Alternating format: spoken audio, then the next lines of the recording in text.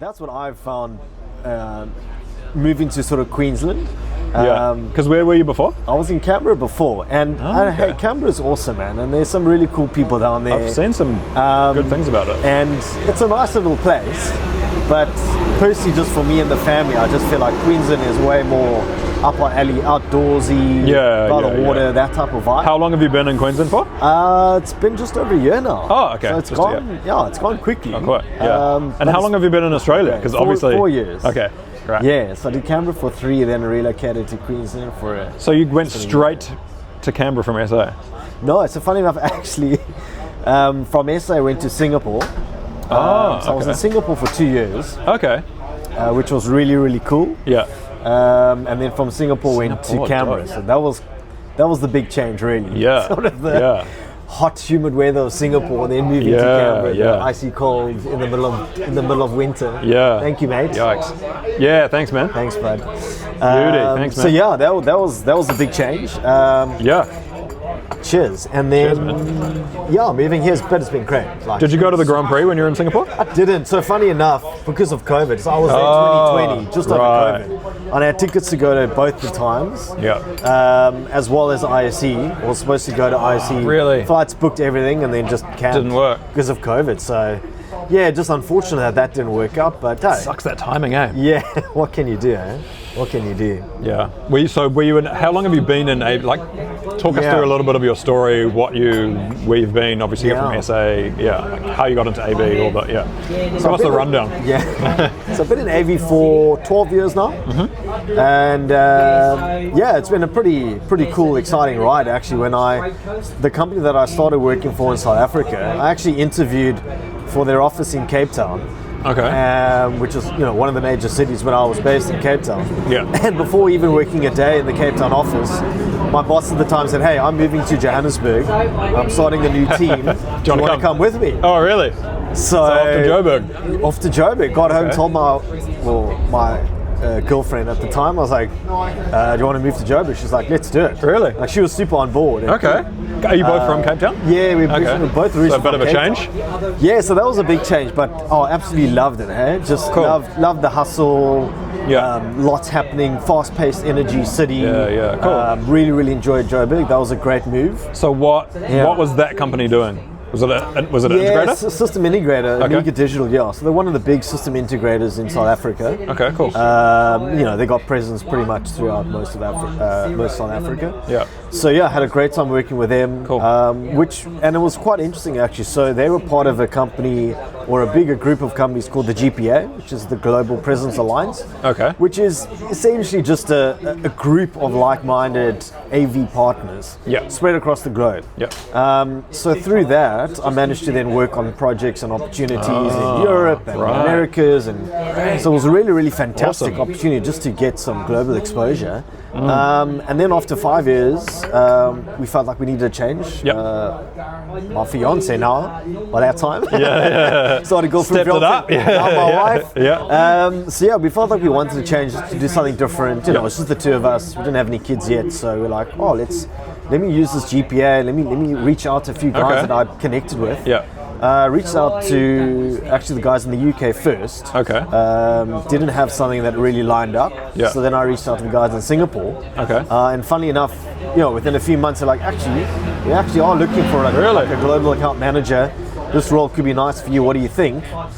One thing led to another, and boom, we were off. So cool. So that was the start of Singapore, which was besides obviously COVID, which I mentioned was a difficult time, but I really loved it. Just we had a great time, and the company I was working for, ESCO, we one of Zoom's authorized resellers. Okay. So we just absolutely during that time smashed it. It was kind of just worked out pretty well. Cool. But glad to be here. Yeah. Now, Singapore's great. It's fantastic, but it's cutthroat. It's fast paced. It's one of the big. It's one of the big cities. Right? Yeah, and we had sort of presence across a lot of Southeast Asian countries. Thank you. Yeah, awesome. Sure. Thanks, bro. You're eating as well? I can't eat alone, mate. Yeah, eat alone. Oh, gosh. Fast-paced city, just Southeast Asia lifestyle was awesome. Yeah. Did you get to travel a bit around? I didn't, unfortunately. Again, just again, just timing. The nature of the job, and of course, yeah. Which was just, was a sad thing because my role was a global account manager, so I was really, hoping to sort of go to visit all our different countries that we had presence in, Vietnam, India. Wow. We had some big offices across Southeast Asia, Thailand. But I was just kind of based in Singapore, which was alright though. It worked out well, and I worked on some really cool projects while I was down there, which was great. So no regrets. Cool, awesome. And then what? You kind of thought, all right, Singapore's cool, done this, moved to Aussie? Well, was Aussie already on the cards, or how did Australia come about? Yeah, pretty much. I mean, again, really enjoyed Singapore, but I think, for my wife and I at the time, we felt like, we wanted to settle down, we wanted to start a family. And I've always kind of had this inclination towards Australia. I've kind of resonated towards Australia. I think, being South African and just Australia, New Zealand, I think we're just all kind of on the same page. Work hard, play hard. We'd like to have that lifestyle balance. I just had an opportunity. I actually connected with a former colleague from South Africa, Steve, who started our office for the company I was with, Pro AV, where I started in Australia. So did you start at Pro AV? Yeah, started with Pro AV. Okay, cool. So they were starting a new sort of branch in Canberra. And they were looking for someone to sort of look after the government sector. And I was like, cool, I'm on board. And again, one thing led to another. 6 months later, boom, we were on our way to Canberra. So that was awesome. Again, really, really great experience down there. Loved working there. Awesome company. Canberra, like I said from the beginning, it's a small place. But if you can build sort of relationships with people, it's a really, really nice place. So really Canberra's where the main government is, right?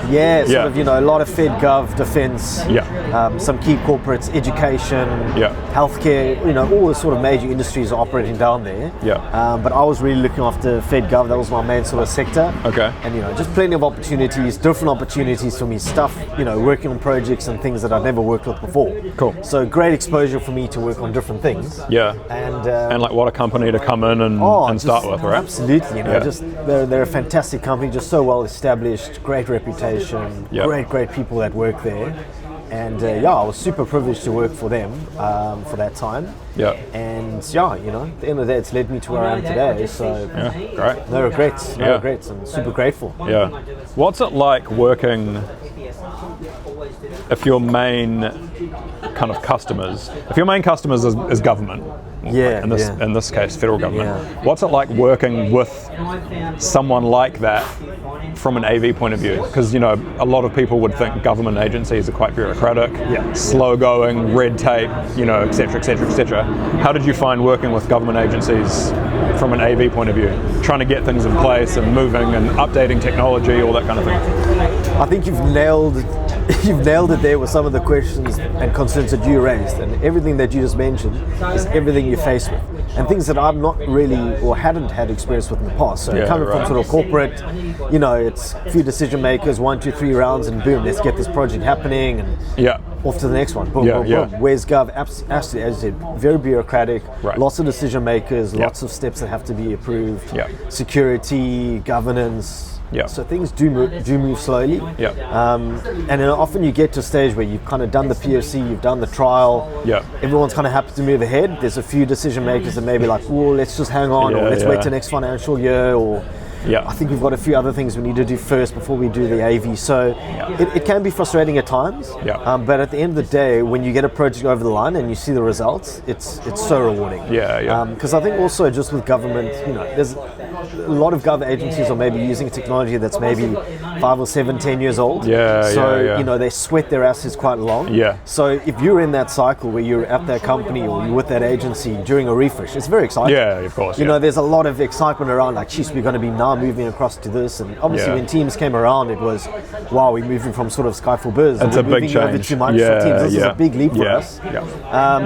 But generally, it's a lot of excitement, and for me, it was great. It was a privilege to be part of some great rollouts. And like bigger rollouts as well for like big. Absolutely. Yeah. Big rollouts, national rollouts. Chunky stuff, yeah. You'll do a job or two, or you'll do a few rooms in Canberra, then it lands up, we want to do 10 rooms in Sydney, we want to do 10 rooms in Vic. Yeah. So now you're seeing sort of all the hard work that you've put into a design and a POC. Yeah. You started with, a team in Canberra that's now going nationwide across this agency. So very, very rewarding. Yeah. But it obviously has its challenges like any client. Yeah. But once you get it across the line, it's great. Yeah. Absolutely. Yeah. So cool. Yeah. So what did you?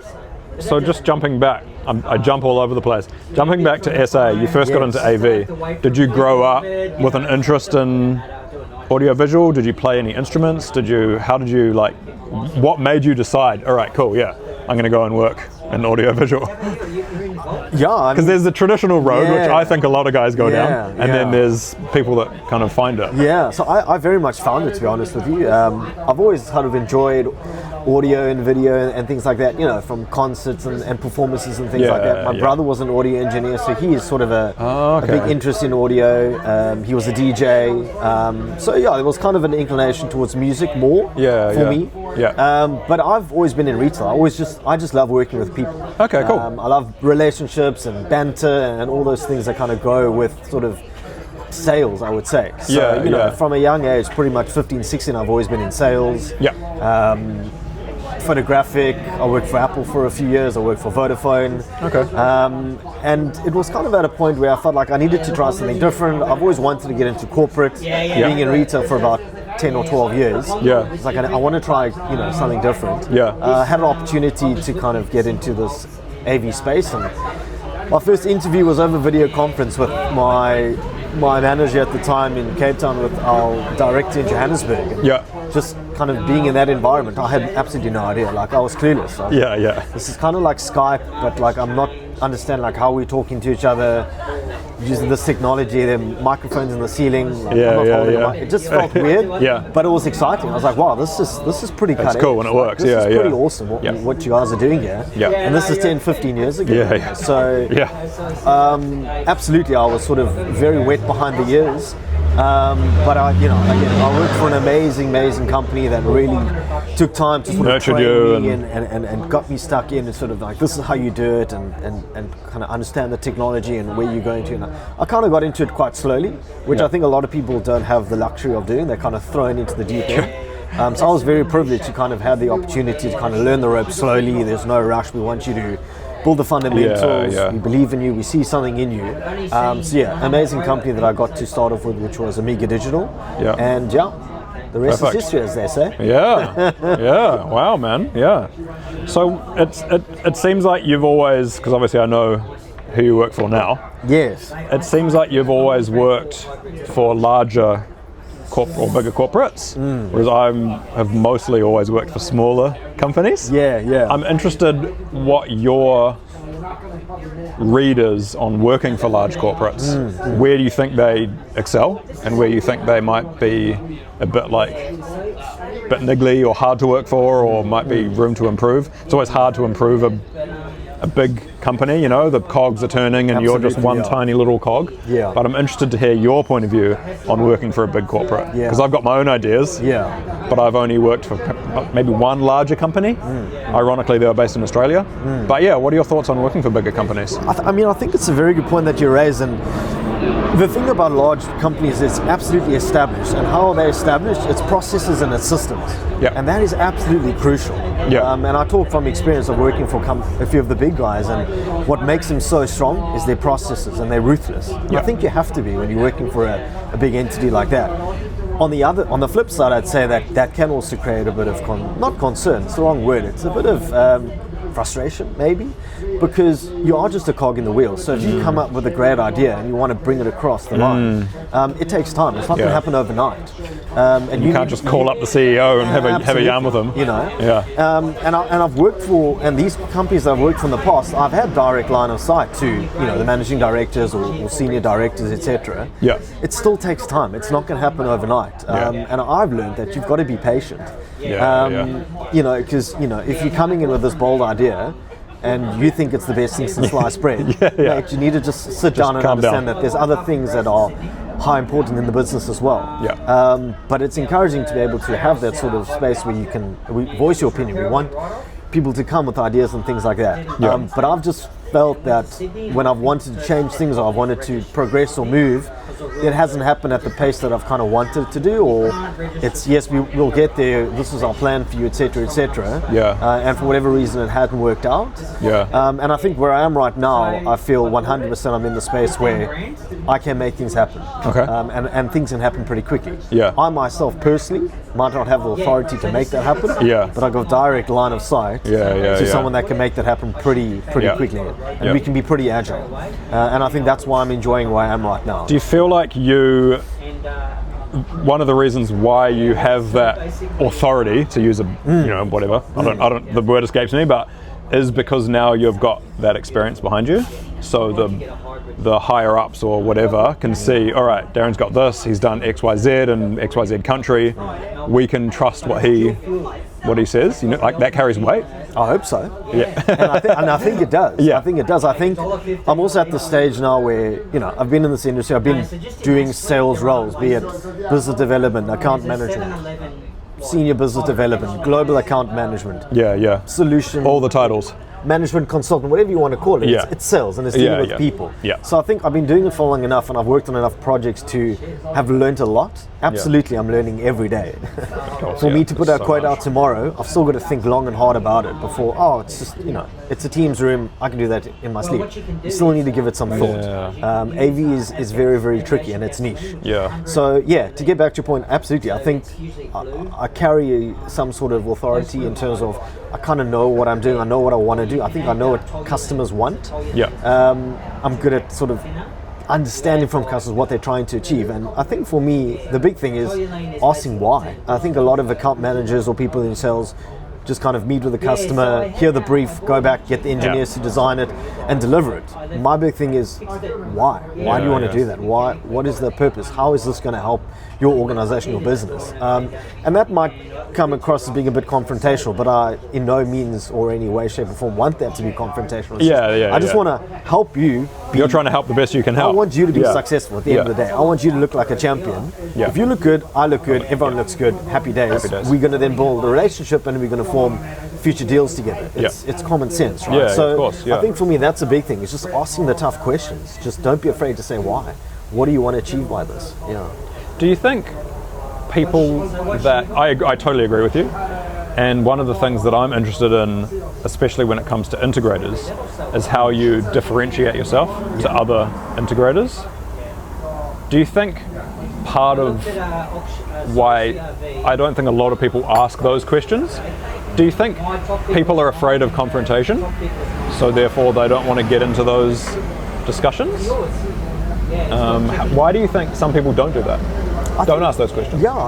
It's a good point that you raised there. It could be a matter of that confrontation, or it could be of, I don't want to rock the boat, I just want to get this across the line, move on to the next. I'm just transactional instead of I hope we're better than that. I hope we've sort of evolved enough as sort of sales and account managers and people where we understand the value in long-term relationships.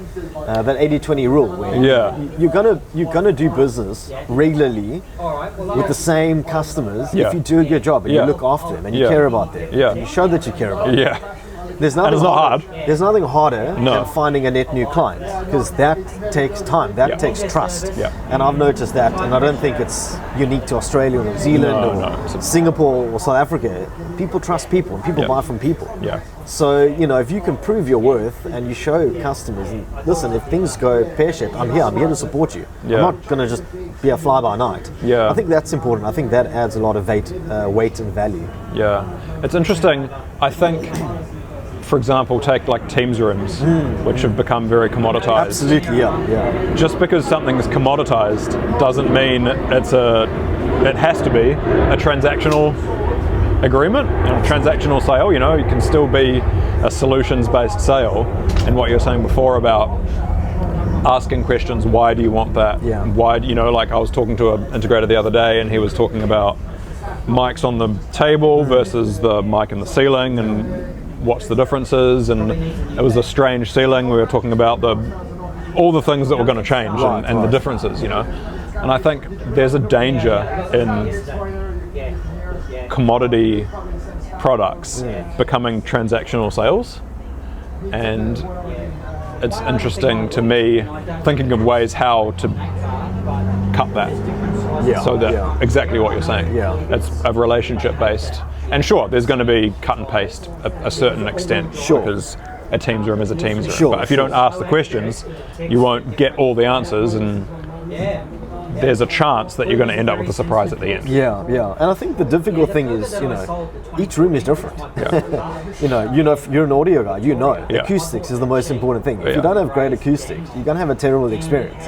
I can send you a $10,000 soundbar, but if the acoustics are wrong, it's going to reverb and it's not going to sound great on the far end. It's going to be tinny. So into architects, and we love architects. We love working with them. They're coming up with some of the most amazing designs. Crazy designs. Different all the time. Niche, out of the box, and I love that personally. I love that. But I think the ability to take an off-the-shelf solution, which might still be right for a room, but if it's got difficult acoustics, difficult ceiling, it's truss, I can't hang it. I can't cut into the table because it's mahogany imported from Italy or whatever it may be. How do we work together? How do we kind of make sure that the technology fits the furniture, fits the client's budget and everything just works in harmony? I think that's what's key. So, my ability to build a relationship with the customer is as important as building a relationship with their architect, with their facilities manager. Everybody's got a say in the matter, and we've got to make sure that everybody comes together. And I think that's kind of going back to your point, is what kind of differentiates SIs and integrators. We all sort of can buy from the same different disties, and our pricing is generally within the same. It's service. And I think, there's a big thing on services, and I don't like the word services. I like the word professional services, because professional before services is the absolute key. If you're dealing with an integrator and they've got engineers and commissioners and programmers that have been in this industry for 10, 15, 20 years, and they've got all the certifications, you're paying a premium for that. And there's a reason you're paying a premium for that. It's no different to the old story my dad always used to tell me about the washing machine engineer. 3 different guys would come and service a washing machine. And the first 2 would quote this and that, 10,000, 8,000. The next one would say, it's an hour of my time, knocks the machine and sorts the problem. But it's $1,000 of my time, because I've got the knowledge and experience, and I knew that was the problem. And I think that's what kind of differentiates integrators these days. It's the people. It's the people in your organization. From a sales perspective of dealing, being impressionable, the know-how, the understanding, the willingness to want to help, to not sort of back away from challenges. Then it's your project managers being calm under pressure. I think that's the most important thing. Just keeping a level head. It's AV. Things are going to go pear-shaped. Whether you like it or not, you can plan as much as you want. Something's you going to need go a project manager that's calm and collected, and I've been here, I've done this before. We can get through this together. Let's all put our heads together. Commissioners, engineers that have done this, that they're experienced, they've dealt with difficult scenarios and difficult rooms. And I think that's what it comes down to. It's the people. No, that's a really good point.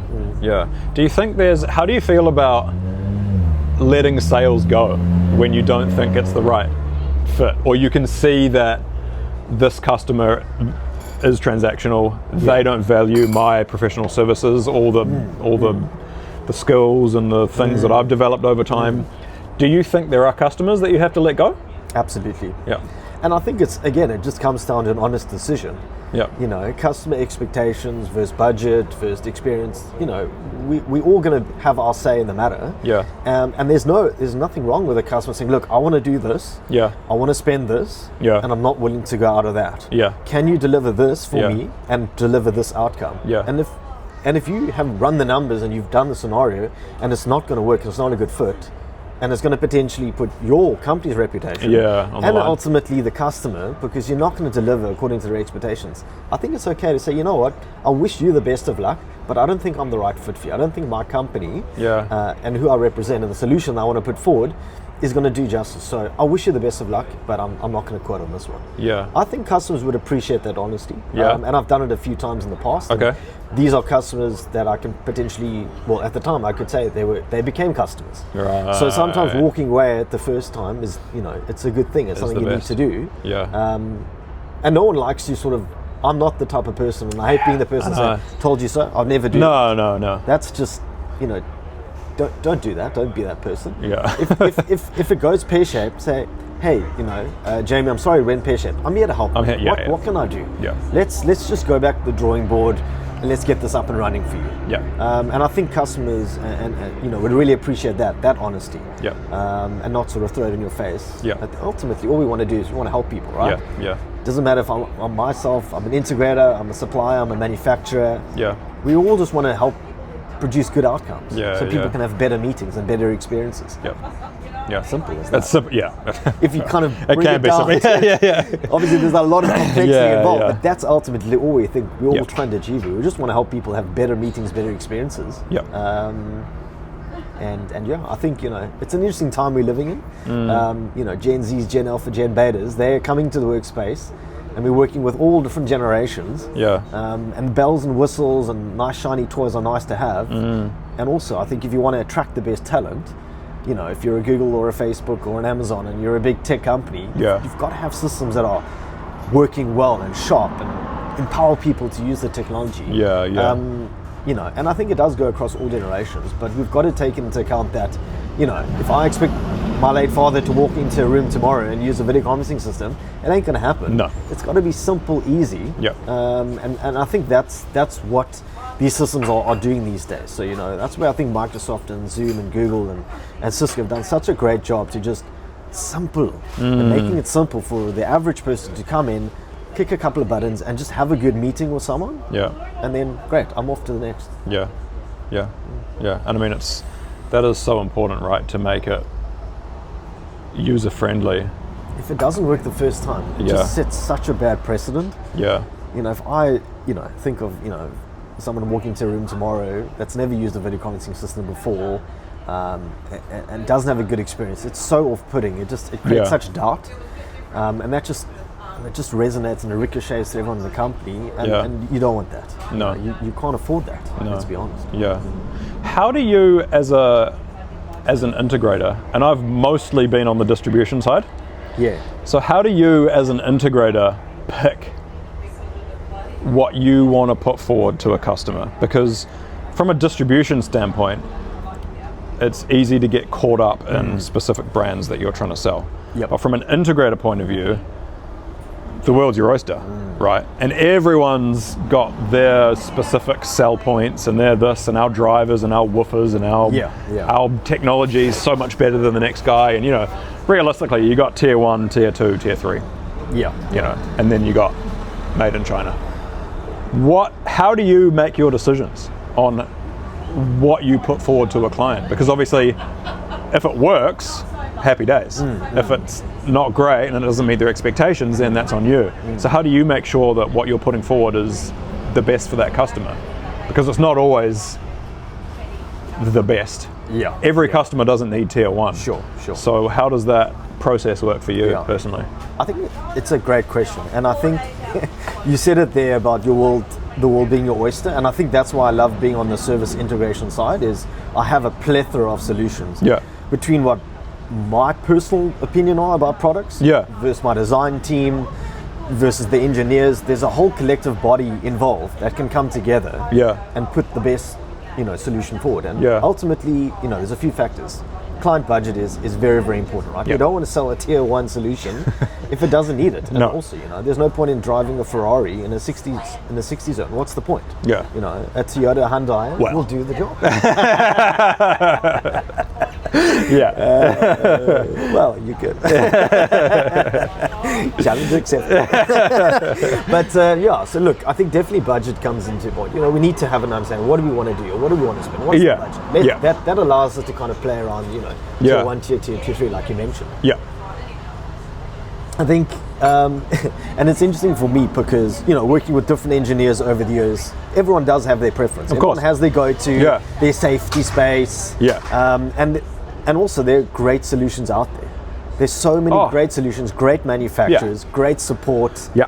So, again, great position for me, great position for customers. I think between sort of personal preference, customer ideas, customer budget, expectations, support is a big factor. Okay. I generally only want to work with brands and products that ideally have a local presence. Yep. Because I don't want to be selling solutions where I've got an issue and I can't maybe get you to site with Can't me figure it out. in the next 24, 48 hours. Hey, Yep.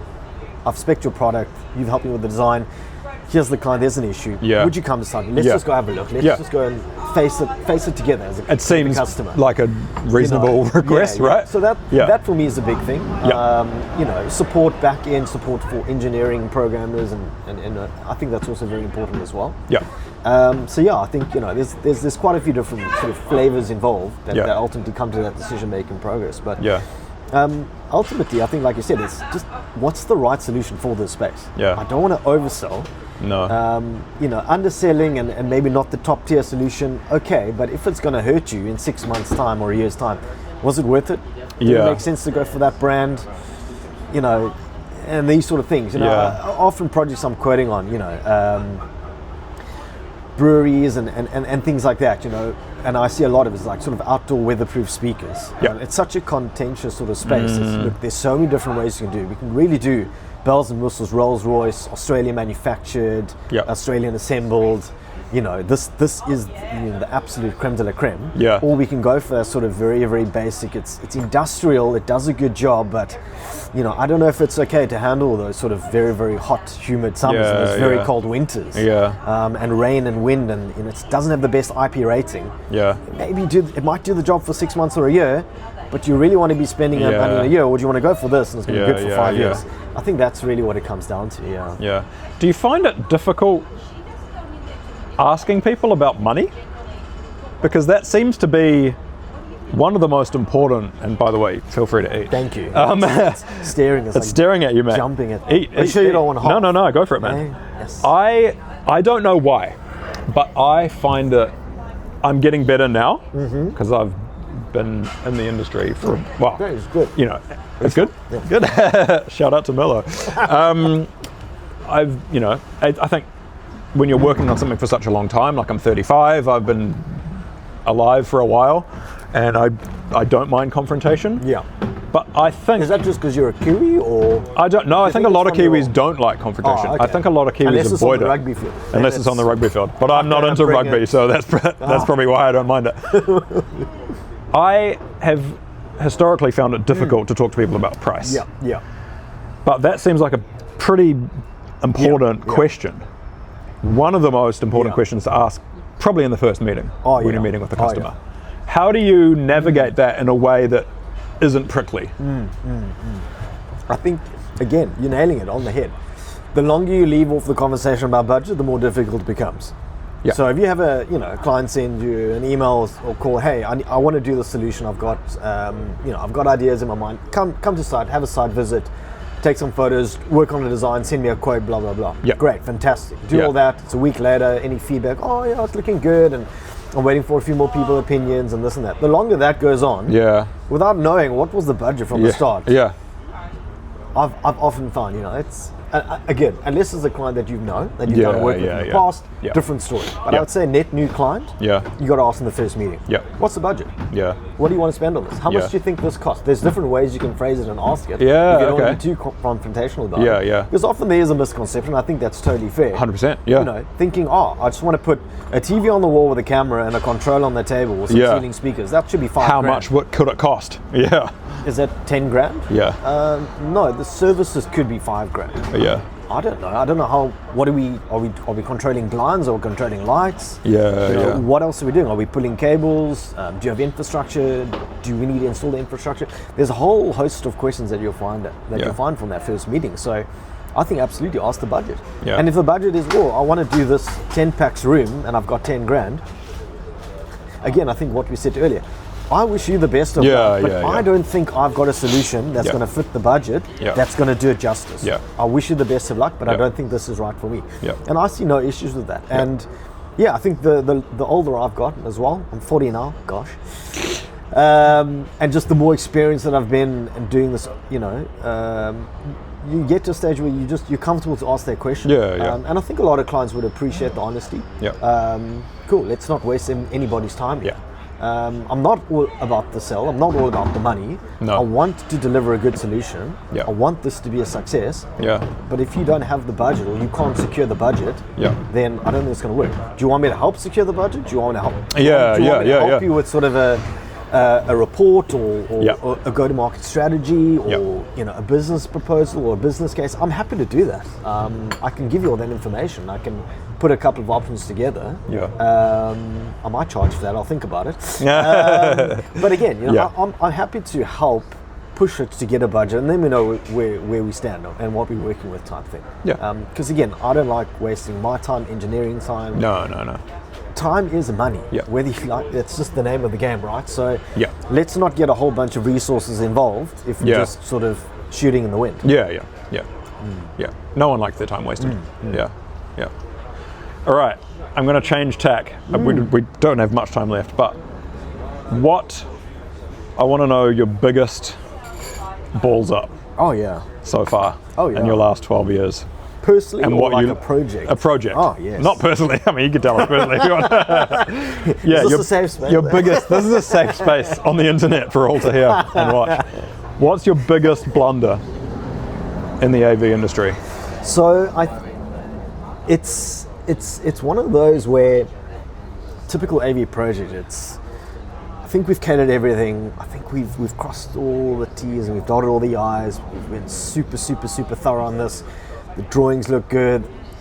We've checked that the network's in place and we've got all the assurances from the customer. Yeah. We're good to go. Yeah. Pull the trigger, get the order stock on site, and as you can imagine, network issues. Okay, cool. We can work through this. We've had a few network issues before, not like this particular one. So client decided to redo their sort of whole network infrastructure at the time that we were doing this LED upgrade project, and I can't remember. I think let's say hypothetically we quoted 600 hours on the job. Yeah. We maybe finished the job on 1,000 hours. Right. And I think the hardest thing about that is coming from sales and designing that with my designer is we thought we'd cater for everything, and the PM, we were all involved, like how much work is involved, how much time are we going to spend on this on a week, Yeah. all these meetings. So we really wanted to get all the figures together, and we thought like, geez, we've really been thorough about this. Yeah. But issues on site, just and again from both sides, I think we're not, I would not in no way, shape or form put the blame 100% on the client, because it's never 100% on the client's fault. I think at the end of the day, it's a team effort and it's a collective effort. Yeah. So as much as this project turned out to be quite a disaster in terms of overrun hours, it was actually one of the greatest, just because of how everybody came together to say, we've got to get this on. This is a massive project. This is a big sort of spectacle. There's some senior people that are going to be using this space. This has to go down well. We've all just got to come together, put our pride on the side, manufacturer, integrator, client, facilities, networks, whoever needs to be involved, and let's just get this to where it needs to be. And it really was one of those collective efforts where everybody came together, and in the end it was amazing, and it came together and it was beautiful. But it still hurts, I think, just because again, just being in sales, and you want to make sure that you maximizing, business efficiency and making this as profitable for the business as possible. And it was a massive deal, significant value. To then have X amount of hours burnt was quite tough. Okay. Cool. But there's still a client to this day of that company, so great. It all worked out well. Happy days. Yeah. Yeah. I think that at the end of the day, I think that's what it comes down to. Yeah. Was the end result positive? Yeah. Are we still looking after them? Yes, we are. Great. That's great. Yeah. The rest is history. Yeah. Okay. So more positive. Have you got a favorite project? So that sticks out? I'd say, and again, because I've worked in 3 different continents, 3 countries, I've actually got like a favorite project per country. Okay. So in South Africa, I did a really cool project for Mercedes-Benz. Okay. They had a new sort of flagship dealership that was opening in the heart of Sandton, Johannesburg. So at the time, LEDs was still, this is up and coming. It's not kind of what it is, I would say, to this day. So that was a really awesome project. I think we did about 5 or 6 LED walls, with some G-Wagons and some MGs parked in front of the wall. So it was really spectacular. And to go to the launch of that and see it in its sort of fruition was amazing. That was a really, really cool project. Yeah. I did a really cool project when I was with Pro-V in Canberra. It was for a secure defence site, so I can't talk about it, unfortunately. But that was an amazing project. Again, That's secret, guys. He's going to talk to me about it later. Yeah, off the record. I think just stakeholders involved, cool. Yeah. Infrastructure requirements and hardware and getting things into buildings. Cool. Very, very, very, very interesting and how something that you wouldn't usually see and be involved in. I don't think I would have worked a project like that, in South Africa or potentially maybe even Singapore. So that was a privilege to work on a really exciting project like that. Yeah. And in Singapore, I did a really lovely project for Grab. So I don't know if you know the story and the history. Grab basically bought over Uber's operations in about 2018. Okay. So they took over the whole sort of operations for Uber. Okay. I think Uber was, obviously just invested in Grab. Okay. But basically Grab took over all the operations and they traded under Grab, Southeast Asia. Yep. So they had a new office. They went up. That was an HP fit out. I think we did about 150 video conferencing rooms. We did a town hall, we did a recording studio.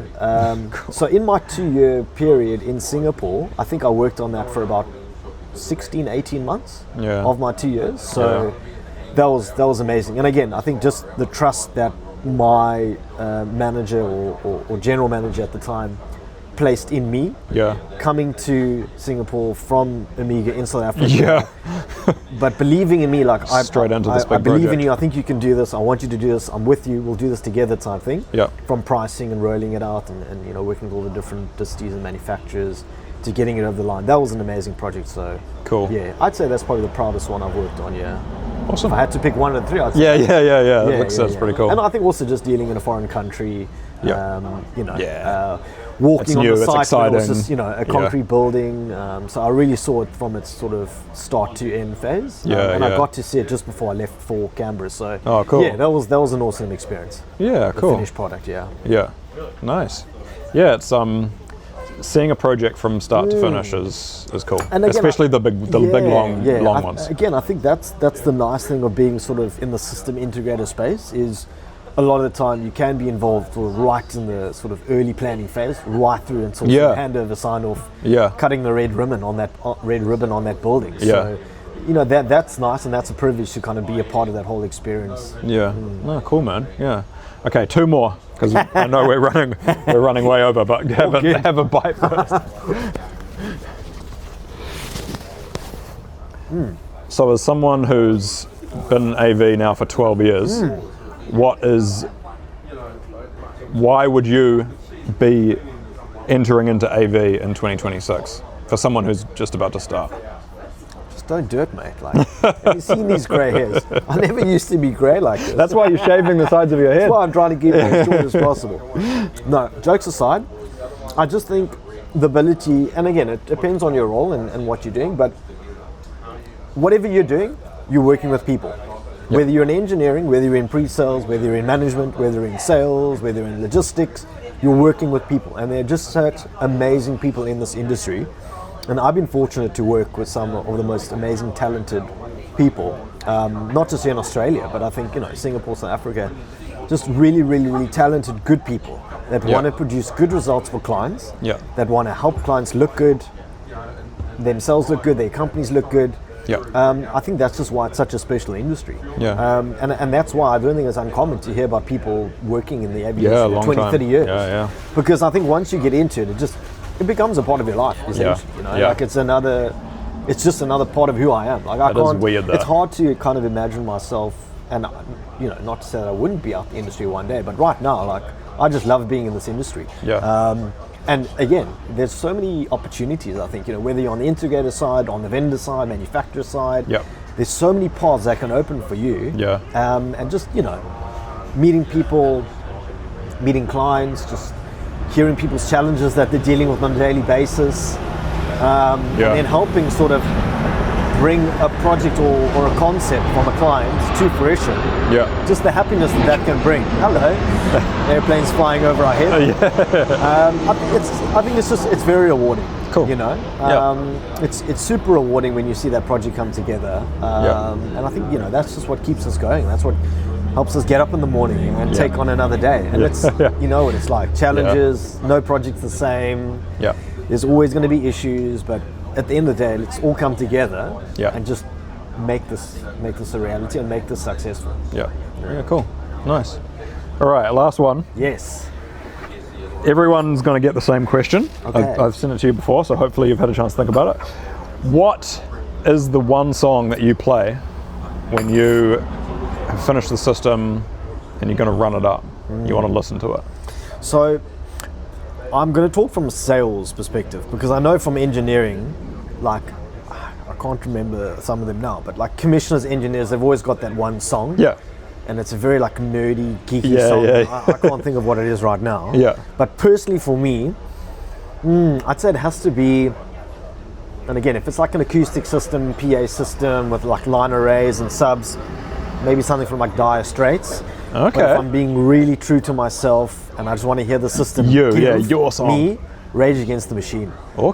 It's got to be loud and in your face, and I want to feel it. I want to feel goosebumps. I want the hair to raise on my arms. Any particular song?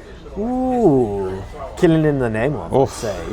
It's just a tune. It's just good. I'd definitely say that. Okay. That's my go-to. That's your go-to. All right, nice. Okay, cool. Nice. All right, man. Well, let's cut it there, because that's a lot longer than I expected it to be. But when it's easy to talk, you just keep going. That was good. No, thank you. Thanks for the opportunity. Thank you. It was really, really fun. And we'll, keep going. Excellent. Thanks, man. Good Cool. stuff. Thank Cheers. you.